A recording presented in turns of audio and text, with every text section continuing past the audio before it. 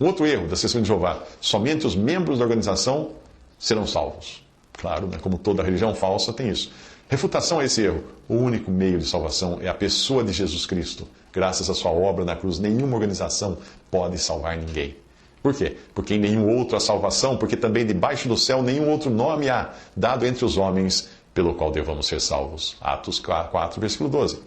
Mais um erro das Testemunhas de Jeová: Jesus foi um anjo que se tornou um homem. Jesus foi o único homem perfeito, mas não foi Deus em carne. Isso estou citando de trechos de publicações deles. Agora a refutação: Jesus é Deus. Assim como o Pai é Deus e o Espírito Santo é Deus. Não há como você entender isso, que há um Deus em três pessoas. Não há como entender, porque é pela fé que nós aceitamos isso. No princípio era o Verbo, e o Verbo estava com Deus, e o Verbo era Deus. João 1:1.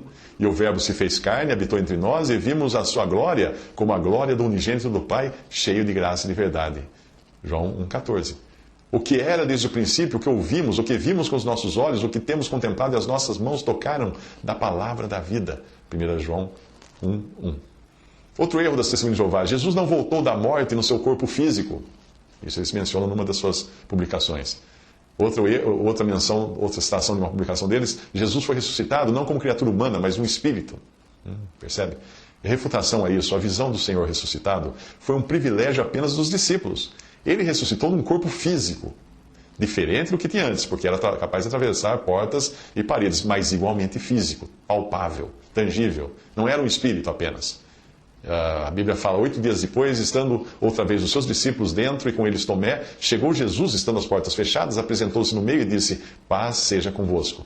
Depois disse a Tomé: põe aqui o teu dedo e vê as minhas mãos, e chega a tua mão e põe-na no meu lado, e não sejas incrédulo, mas crente. E Tomé respondeu e disse: Senhor meu e Deus meu.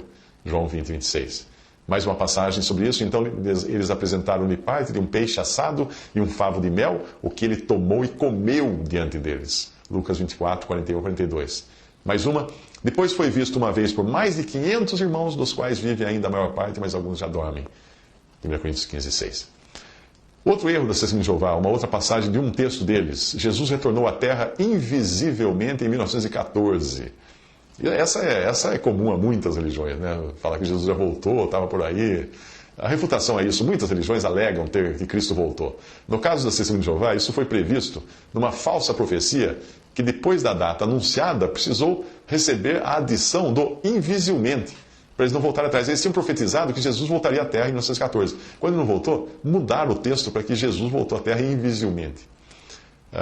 Marcos 13, 21 alerta: e se alguém vos disser, eis aqui o Cristo, ou ele ali, não acrediteis.